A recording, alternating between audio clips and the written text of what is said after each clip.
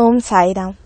సాయి బంధువులకు, సాయి టీవీ ప్రేక్షకులకు సాయి మన దేవుడు కార్యక్రమానికి స్వాగతం.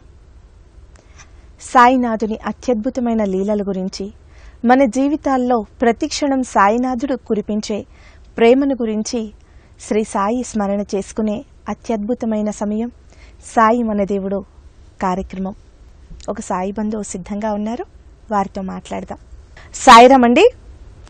సాయిరామ్ అండి. ఎవరు మాట్లాడుతున్నారు?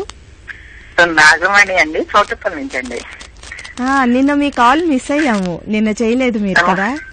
అవునండి, నిన్న నాకు మ్యాథమెటిక్స్ ఎగ్జామ్ ఉందండి. ఇది వచ్చేసరికి ప్రోగ్రామ్ అయిపోయిందండి. ఇంకా చూసాను, చాలా చాలా పిల్లలు చాలా హ్యాపీగా రాశారండి. అదంతా కూడా బాబా గారి ఆఫీసులు, బాబా గారికి కృతజ్ఞతలే ఉంటారండి.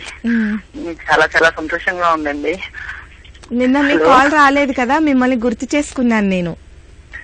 అవునా అండి, వచ్చేసరికి చెప్తారండి ఒక అనుభవం. ఆవిడ టీవీలో కనిపిస్తూ వెళుతూ ఉన్న టైంలో పాదాల దగ్గర నేను దండం పెడితే కనిపిస్తానండి అన్న ఎక్స్పీరియన్స్ మీరు చెప్పిన ఆన్సర్ కూడా నాకు చాలా చాలా హ్యాపీ అనిపించిందండి. ఒకటేనండి, నేను ఇవాళ చేసింది కూడా ఒక పూజారి గారండి, బాబా గారి గుడిలో చేసే పూజారి గారు మారిపోతున్నారు సార్ మేడం. 1 year కి 2 years కి 3 years కి ఎవరు వచ్చినా వాళ్ళు బాబా గారి సేవ చేయటానికి వచ్చారు, వీళ్ళు నియమించుకున్నారు బాబా గారు అనిపిస్తుందండి. వెళ్లిపోయేటప్పుడు మళ్ళీ బాధ అనిపిస్తుందండి. ఇప్పుడే పూజారి గారు ఫోన్ చేసి April 6వ తారీఖు వెళ్ళిపోతానమ్మా అని చెప్పేసరికి బాధ అనిపించిందండి. మళ్ళీ కొత్త పూజారి గారితో చేయించుకుంటారా బాబా గారు, ఎందుకు ఇలా మారిపోతున్నారు అనే ప్రశ్నే మేడం, దానికోసం చేశానండి. మా దగ్గర నిజామాబాద్ జిల్లాలో ఎడపల్లి అని ఒక టౌన్ ఉంది, అది అక్కడ మందిరము, మా దగ్గర మందిరాలు అంతా కొంచెం డిఫరెంట్ గా నిర్వహణ ఉంటుంది. ఆ మందిరంలో మొత్తం ఆ ఊర్లో ప్రతి ఇంటి నుంచి సాయి భక్తులు ఉన్నారు. శర్మ గారు అని ఆ అంకుల్ అక్కడ మంచి సత్సంగం నిర్వహిస్తారు. ఆయనేమి అంటే సత్సంగం అంటే ఓ భక్తుడుగానే తప్ప అంత మాత్రం చేత ఆయన గురువు కాదు, అలా అంటే ఒప్పుకోరు కూడా. అంకుల్ అంతే, ఆయన రిటైర్డ్ ఎంప్లాయీ. చిన్న చిన్న 2 years పిల్లలు కూడా భజన చేస్తారు. సో ఇంటి నుంచి ప్రతి ఒక్కళ్ళు సాయి భక్తులే. 2 సంవత్సరాలు 3 అంటే 6 నెలల పిల్లలు కూడా ఆ గుళ్ళో పాకుతూనే ఉంటారు. సో గుళ్ళో పూజలన్నీ కూడా ఆడపిల్లలు గాని మగపిల్లలు గాని వాళ్లే చేస్తారు. అందరికీ అలా ట్రైనింగ్ ఇచ్చేసారనమాట. నా ప్రశ్న కూడా అదే మేడం. అయితే చిన్న పిల్లలు, వాళ్ళ పిల్లలు ధనలక్ష్మి ఆ పాప వాళ్ళు వచ్చి హారతి ఇచ్చి వాళ్ళు వెళ్తున్నారంటండి. అది వాళ్ళకి కొంచెం డిస్టర్బెన్స్ అనిపించి పూజారి గారే చేయాలని చెప్పి మార్చేస్తున్నారండి. ఇట్లా జరుగుతుంది ఎందుకు బాబా గారు? ఓకే, బాబా గారు ఈ వ్యక్తిని నియమించుకున్నారు, తన సేవ చేసే యోగ్యత ఇంతకాలమే ఉంది, మరి వేరే వాళ్ళు నియమించుకుంటారు అని అనిపిస్తుందండి మనసుకి. మళ్ళీ కొత్త వాళ్ళు వచ్చేదాకా ఒక రకమైన టెన్షన్ ఉంటుందండి నాకు. సో అక్కడ మాత్రం ఇలాంటి ఇది ఉండదు. ఇంకా 2-3 మందిరాలు కూడా ఇలా అంటే మాకు కొద్దిగా చాలా దగ్గరగా చూసి కొంచెం అభిమానించే వాళ్ళందరూ కూడా ఆల్మోస్ట్ ఇలాంటివే చేస్తూ ఉన్నారు. వాళ్ళు ఏర్పాటు చేసుకోవడమే అలాంటి ఉద్దేశాలతోనే ఏర్పాటు చేశారు. అంటే బాబా అంటే వీళ్లే చెయ్యాలి, ఇక్కడే ఆగాలి అనేది కాదు, అందరికీ నేర్పిస్తారనమాట. రోజు వంతుల వారీగా 4 హారతులు 4 ఇచ్చేలాగా. మనం పోతే మన పేరు గోత్రాల మీద వాళ్ళు కూడా చదివి చేస్తారు. మగపిల్లలు ఉంటారు, ఆడపిల్లలు ఉంటారు, పెద్దవాళ్ళు. సో అందరికి షిఫ్ట్ల వారీగా చేసుకుంటారనమాట. ప్రసాదాలు కూడా 500 మంది వచ్చినా 1000 మంది వచ్చినా నిత్యాన్నదానం జరుగుతుంది అక్కడ. సో అందరు మామూలుగా వంతుల వారీగా వండి చేస్తారు. చాలా చాలా ఆనందంగా ఉంది మేడం. నా కాల్ కోసం నిన్న మీరు ఎదురు చూశారన్నారు.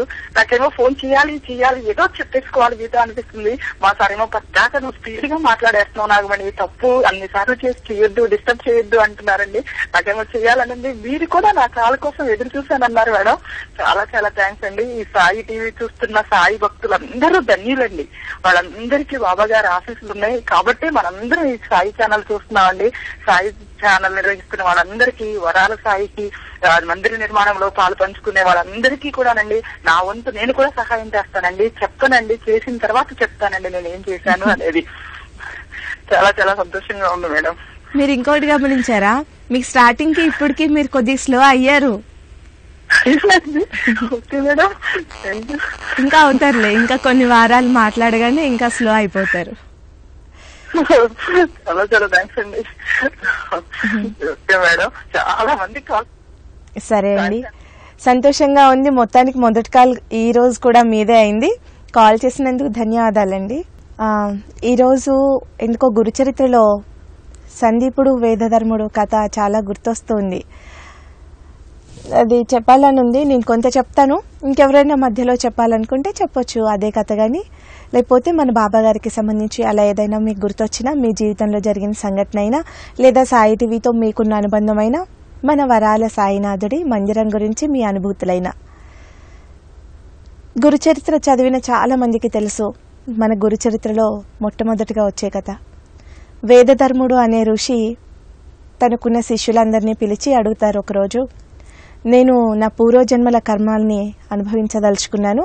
నేను చేసిన తపస్సు వలన చాలా వరకు కర్మలన్నీ దగ్ధమయ్యాయి, కానీ కొద్ది కర్మలు మిగిలిన్నాయి. వాటిని మాత్రం ఈ శరీరంతోనే అనుభవించేయాలనుకుంటున్నాను. కాబట్టి నేను కాశీపట్నం వెళ్తాను.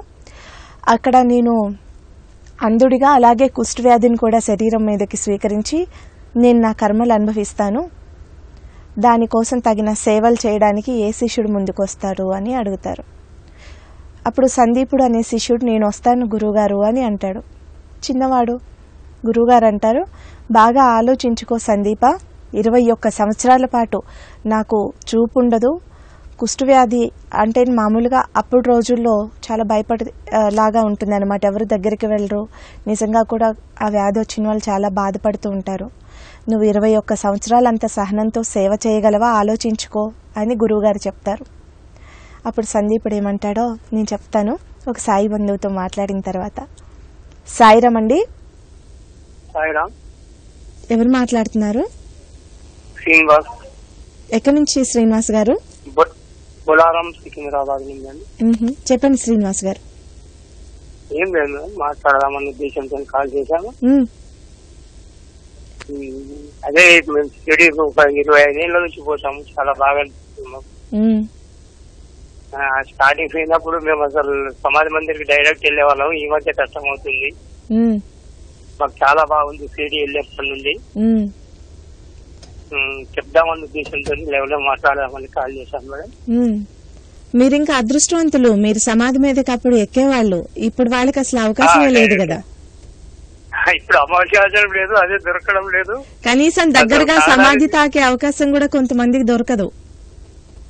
దొరకదు, తెలుసు మేడం. అది బయట నుంచి దగ్గరగా తాకాలన్నా కూడా దొరకదు. సమాధి దగ్గర పోయి సమాధి మీద మేము తీసుకుపోయిన రోజు వాటరు, పాలు అవి పోసేవాళ్ళము.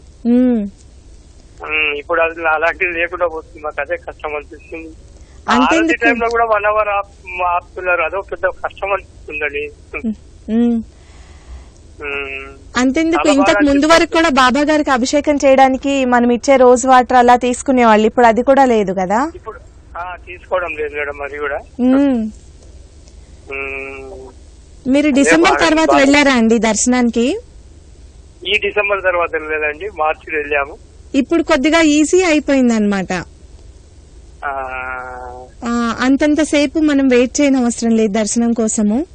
నిజానికి బాబా దర్శనం కోసం వెయిట్ చేయడంలో నాకైతే ఎప్పుడు ఆనందమే ఉంటుంది. కానీ మీకు పెద్దవాళ్ళుగా ఉన్నారు, మీ గొంతు పెద్దవాళ్ళకి కొద్దిగా ఇబ్బంది ఉన్న వాళ్ళకి ఎక్కువసేపు మరి 2-3 గంటలు క్యూలో నిల్చోవాలంటే కొద్దిగా ఇబ్బందిగా ఉంటుందేమో. కానీ డిసెంబర్ తర్వాత నుంచి బయోమెట్రిక్ పాస్లు వాళ్ళు ఇస్తున్నారు. సో ఈజీగా అయిపోతుంది, విత్ ఇన్ ½ an hour లోనే దర్శనం అయిపోతుంది. హారతి పాస్లేమో ఆన్లైన్ చేసేసారు. సో త్వరగా వెళ్ళిపోవచ్చు దానికి కూడాను. కూడా నైట్ లో మేము కంసే కమ్ 2 o'clock 3 o'clock పోయి లైన్ కడుతున్నాం, ముందు ఉండాలన్న ఉద్దేశంతో. కాకడ హారతి కోసం అండి? అవునండి. అసలు అన్ని హారతుల్లోకి కాకడ హారతి ఆనందం వేరు. ఆనందం వేరండి. స్టార్టింగ్ పోయినప్పుడు కాకడాకి ముందుగా వెళ్ళే వస్తుండే, 5 o'clock పోయినా కూడా మాకు ముందు లైన్ లో దొరికిపోతుండే. మేము 90 నుంచి షిరిడి వెళ్తానండి. చాలా బాగా అనిపిస్తుంది. మీరు కాకడ హారతి అంటే నాకు వెన్న ప్రసాదం గుర్తొస్తుంది. చాలా అసలు హారతులన్నిట్లోకి కాకడ హారతి చాలా అత్యద్భుతంగా ఉంటుంది. ఆ పొద్దున్న సమయము కాకడ హారతి నిజంగా బాబా గారికి పెట్టే వెన్న ప్రసాదము.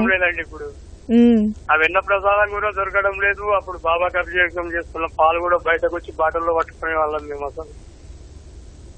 ఇప్పుడు అసలు అభిషేకం చేసేదే చాలా కొద్ది వాటర్తో చేస్తున్నారు, అవి అందరికి దొరకడం కష్టం. అదే బాబా కొద్దిగా వాటర్, పాలు కూడా పోవడం లేదు కదా ఎక్కువ. ఇప్పుడు మామూలుగా కొద్దిగా వాటర్ తోనే పోస్తున్నారండి, తెలుసండి. అయితే ఏం లేండి, మనకి బాబా నుంచి వచ్చే అంటే బాబాని కంటితో చూస్తే దొరికే ఆనందం ముందు ఇవన్నీ చిన్నవే కదా. చాలా చిన్నయండి. ఎవరి వేస్తారా మా బులారంలో గణేశన్ గుడిలో పొద్దున్నే పోయి అభిషేకం చేస్తామండి. ఇప్పుడు కూడా ఎవరి సర్సే కంపల్సరీ పొద్దున 6:30, 7 o'clock లో పోయి బాగా మంచిగా పాలరాత్రి విగ్రహం ఉంది, దానికి అభిషేకం చేస్తాము. ఎవ్రీ సర్సే కంపల్సరీ మార్నింగ్ పోతామండి. సర్సే ఇంట్లో పూజ చేసుకుంటాము, షాప్ లో కూడా పూజ చేసుకుంటామండి. మా షాప్ పేరు సాయినాథ్ కిరాణా అండి. మా పిల్లల పేరు కూడా సాయి కిరణ్, సాహిత్య సందీప్ అండి. సాయి టీవీ నచ్చిందా శ్రీనివాస్ గారు? మేడం, సాయి టీవీ మంచిగా అనిపిస్తుందా? అన్ని కార్యక్రమాలు నచ్చుతున్నాయా మీకు? మార్నింగ్ లేవగానే సాయి టీవీలో పెడతాను మేడం, వేరే పెట్టి. సాయి టీవీ కార్యక్రమంలో వేటిలో అన్న పాల్గొన్నారా?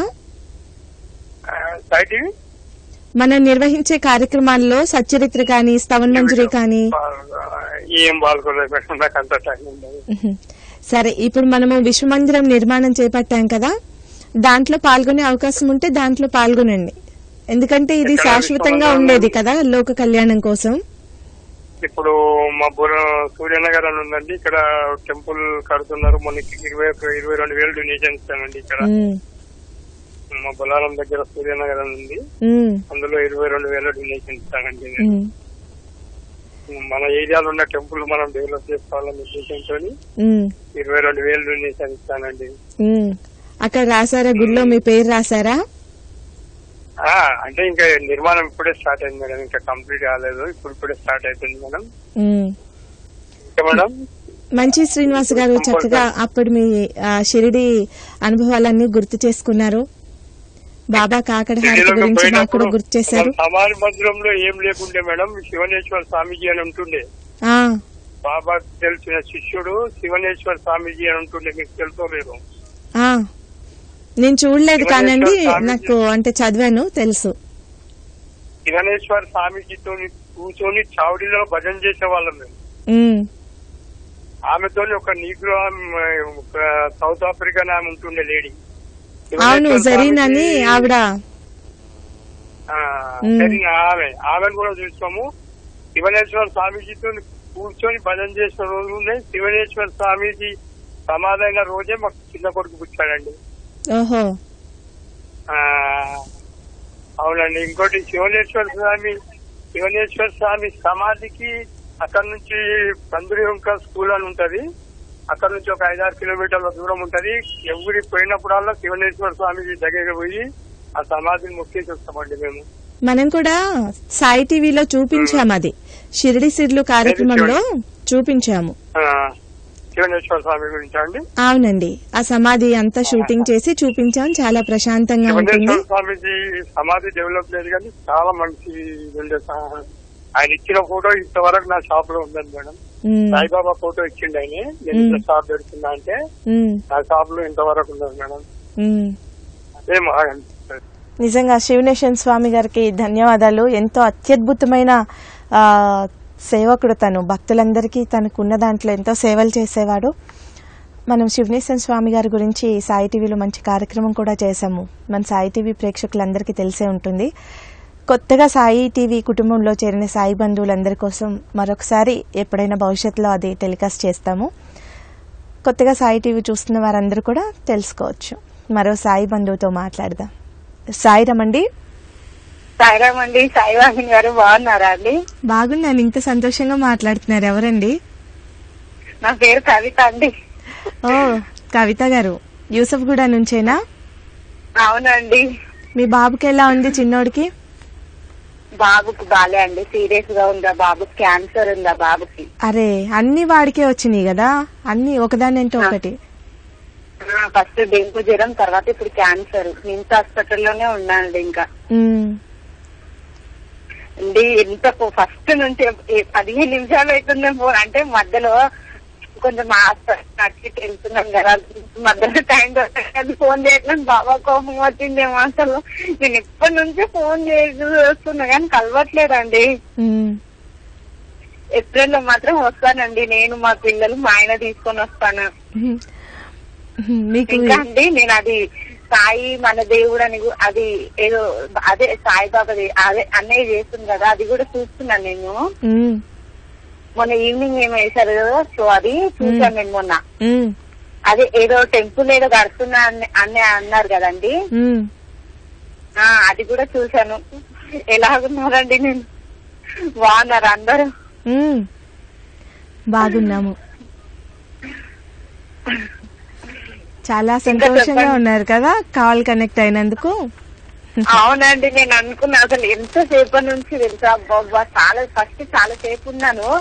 ఇంకా అవ్వట్లేదు అనుకున్నా, మళ్ళా కట్ అవుతుంది. అంటే ఇంకొకళ్ళు వచ్చే మధ్యలో కట్ అయిపోతుంటాయి కదా ఫోన్లు. అవును, ఇంకా అలాగే అనుకున్నా. ఇంకా అనుకున్నా నాకు ఈ రోజు కలవలే, బాబా కోపం వచ్చేసిందేమో, మధ్యలో చేయలేను కదా అనుకున్నా. ఇంకా అండి మనం బాబా మీద మనం కోపగిస్తాం గాని బాబా మనల్ని కోపగించి ఒక్క క్షణం వదిలేస్తే అసలు మనం ఏమైపోతాము కదా. అవునండి, అసలు నిజంగా నేను అప్పుడు బాబా అనుకున్నా అసలు. అంటే నేను ఫస్ట్ బాబాకు మొక్కలేను అసలు, మీకు కల్పం అందుకోసం. ఎప్పుడైనా వస్తానండి. అదే మొన్న చెప్పారు కదా, అది 31 దాకా అన్నారు కదా, ఈ నెల లాస్ట్ వాకు వస్తానండి నేను ఏప్రిల్లో. సరే రండి. ఇంకా అండి సరే, పాపం అంటే మీరు ఇంత టెన్షన్ లో ఉండి కూడా మీరు మాట్లాడాలి అని సంతోషంగా మనసంతా ఇటు పెట్టి కాల్ చేశారు. వాడి గురించి అలాంటి వార్త వినటం బాధగా ఉంది, కానీ మీ సంతోషం ఎప్పటిలాగానే, అంటే బహుశా బాబా నిర్ణయం ఎలా ఉంటే అలా అవుతుంది వాడి విషయంలో. మీరు ఒక సాయి బంధువుగా ఎలా ఉండాలో అలాగే ఉన్నారు. సంతోషంగా అనిపించింది మీరు కాల్ చేయడం. ధన్యవాదాలండి. ఇంతకు ముందు మనం వేదధర్ముడు సందీపుడు కథ గురించి చెప్పుకుంటున్నాం కదా. సో గురువుగారు అయిన వేదధర్ముడు అంటాడు, 21 సంవత్సరాలు నేను నా కర్మఫలాన్ని కాశీపట్నంలో అనుభవిస్తాను, దానికి సేవలు చేయడానికి సందీప నువ్వు చాలా ఆలోచించుకొనిరా. 21 సంవత్సరాల పాటు నేను ఎలాంటి మనస్థితిలో ఉన్నా, శారీరకంగా ఎలాంటి కర్మ అనుభవిస్తూ ఉన్నా, నువ్వు ఒక్కరోజు కానీ ఒక్క క్షణం కానీ ఏమరపాటు లేకుండా నాకు సేవలు చేయడానికి సిద్ధపడితేనే నాతో రా అని అడుగుతారు. సందీపుడు, గురుగారు నాకు మీకంటే ఎక్కువేం లేదు, మీ సేవ చేసే అదృష్టం దొరకడం, అందులోనూ మీరు మీ కర్మఫలాన్ని అనుభవించడంలో నేను సహాయపడగలగడం, అంతకంటే నాకు ఇంకా అదృష్టమే ఉంది, నేను వస్తాను అని అంటాడు. గురు శిష్యులిద్దరూ కాశీపట్నానికి చేరుతారు. ఒక సాయి బంధువుతో మాట్లాడదాం, తర్వాత కంటిన్యూ చేస్తాను. సాయిరామ్ అండి. సాయిరామ్ అండి. ఎవరు మాట్లాడుతున్నారు? నా పేరు రమాదేవ్ అండి. ఇందాక ఫోన్ చేశారు కదా శ్రీను వాళ్ళ మిస్సెస్ అండి. చెప్పండి. అవునండి, అంతా బాగుంటది షిరిడీలో మాకు, చాలా బాగుంటది.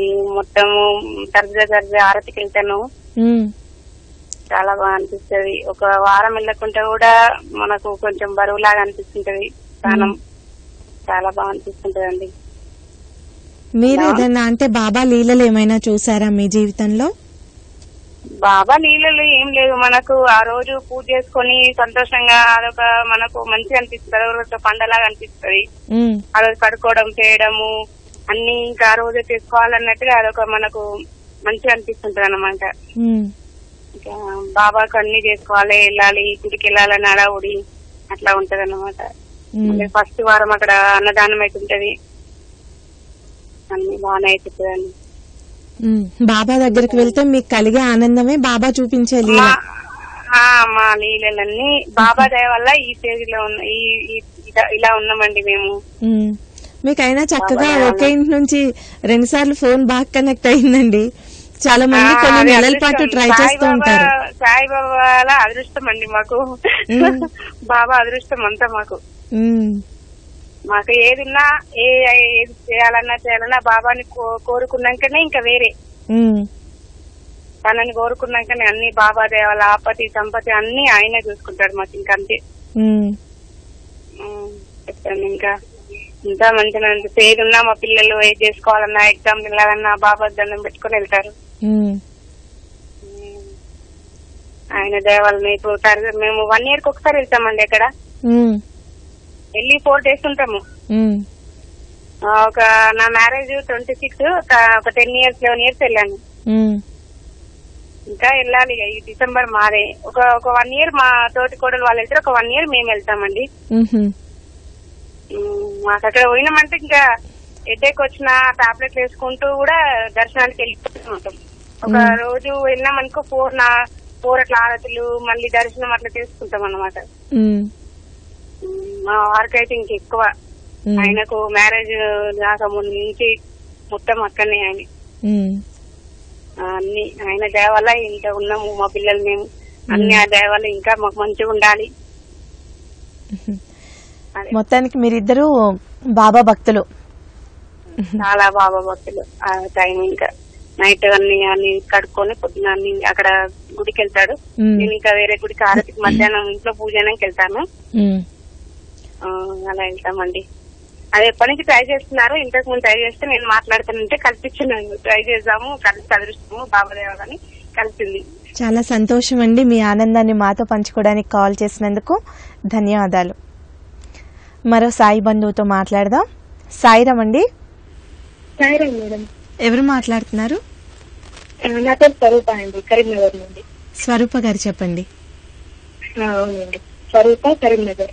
సరే అండి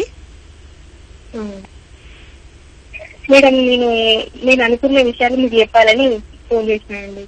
చెప్పండి. డిగ్రీలో చదివినప్పుడు నాకు స్కాలర్షిప్ కొంచెం ఇబ్బంది అయిందండి. అప్పుడు నేను బాబా గారిని కోరుకున్నాను. హలో, మీరు చెప్పండి. కోరుకున్నానండి. అప్పుడు నాకు కొంచెం 1 year అట్లా గ్యాప్ వచ్చింది. తర్వాత మళ్ళీ నాకు కంటిన్యూస్ 3 years స్కాలర్షిప్ ఒకటేసారి వచ్చిందండి. ఇది బాబా గారిని నమ్ముకున్నందుకే నాకు ఇట్లా జరిగిందండి. అప్పుడు చాలా సంతోషంగా ఫీల్ అయినా. అప్పటి నుండి ఎప్పుడు కంటిన్యూస్ ప్రాణం వెళ్తుందండి బాబా గారిని. నాకు హెల్త్ కూడా కొంచెం బాగాలేదండి. డిగ్రీ ఫైనల్ ఇయర్ తర్వాత అది కూడా నాకు బాబా నమ్ముకున్నందుకు నాకు కొంచెం హెల్త్ కూడా మంచి అయిందండి. అప్పుడు నేను చాలా మొత్తం బాబా మీదనే వేసానండి అప్పుడు నా భారం అంతా.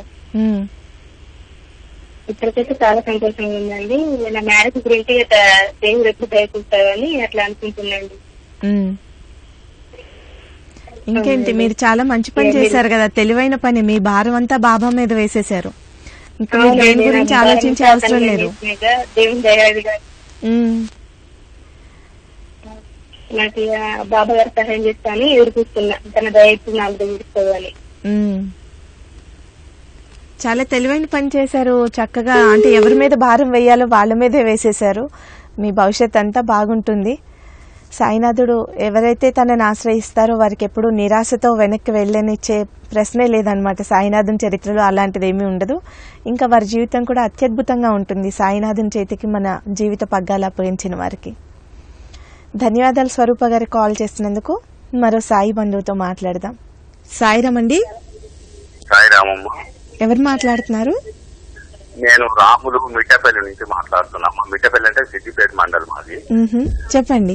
అయితే మేడం, నేను మొన్న సప్తాహం చేసిన సాయి చరిత్ర. అయితే నాకు స్వప్నపు లోపల స్వామి కనబడ్డాడు. స్వామి కనబడి ఇంట్లోకి వచ్చిందమ్మా. ఇంటిలోకి వచ్చి ఇక్కడ 2 దిగుళ్ళు ఉన్నాయి, ఈ దిగుళ్ళు ఉండొద్దు ఇంటికి అని చెప్పాడు. తర్వాత మళ్ళీ 7th లాస్ట్ డేట్ నాడు ఎక్కడో పోయినాము. పోతే అక్కడ స్వామీజీ కనబడ్డాడు. కనబడి పెద్ద బురద లోపల దిగబడ్డాం మేము. మమ్మల్ని ఒక 10 మంది కొట్టేటానికి వచ్చిండ్రు. కొట్టే జై సాయిరామ్ సాయిరామ్ అనగానే మళ్ళీ మాకు యథాస్థితికి వచ్చిన నేను మళ్ళీ మెలకు వచ్చింది. అట్లా స్వప్నం పడ్డది. మరి ఇక నిన్న చివరి రోజు 14 రోజులు నేను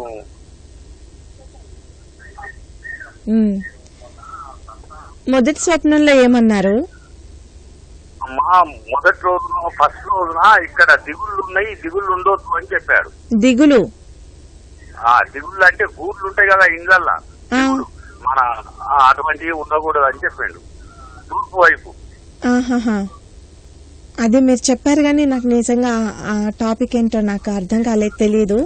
బట్ మామూలుగా ఏంటంటే మంచి స్వచ్ఛమైన నీళ్లు అంటే సుఖము సంపద, బురద అంటే కష్టము అపవాదులు అన్నమాట. సో మీకు ఏదో కష్టం రాబోతోంది, అందరూ మీ మీద ఏదో నిందలు అలాంటివి రాబోతున్నాయి, కానీ మీరు సాయినాథుడిని ఆశ్రయించినందుకు మీకు అవి సాయినాథుడు తప్పించేశారు అనేది రెండో కళ అర్థము.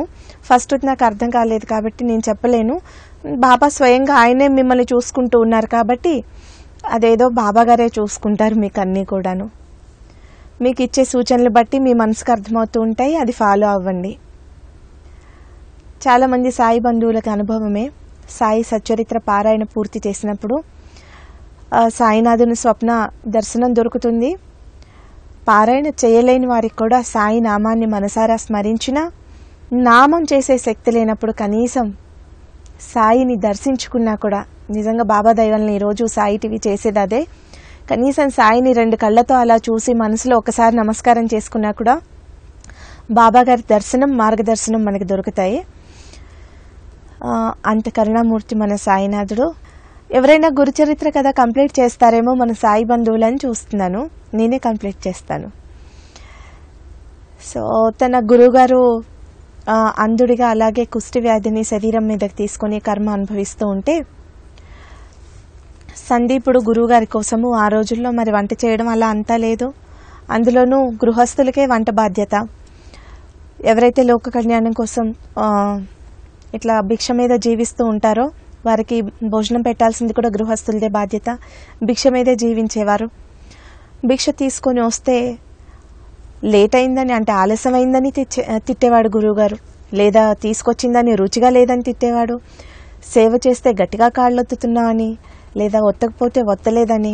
ఇలా మొత్తానికి సందీపుడు ఎంత వినయంతో గురువుగారి మీద ప్రేమతో బోల్డ్ అంత శ్రద్ధగా సేవ చేస్తున్నా సరే వేదధర్ముడు సందీపుడిని నానా విధాలుగా పరీక్షలు పెడుతూనే అరుస్తూ కేకలేస్తూ అతన్ని మనసు గాయపడేలా అనేక విధాలుగా బాధ పెడుతూ వేధిస్తూ ఉంటారు.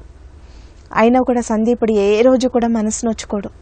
గురువుగారిని ఇంకా ఏ విధంగా ప్రసన్నం చేసుకోవాలి అనే విధంగానే గురువుగారి సేవ చేసుకుంటూనే ఉంటాడనమాట. అలా కొన్ని సంవత్సరాల పాటు గడుస్తుంది.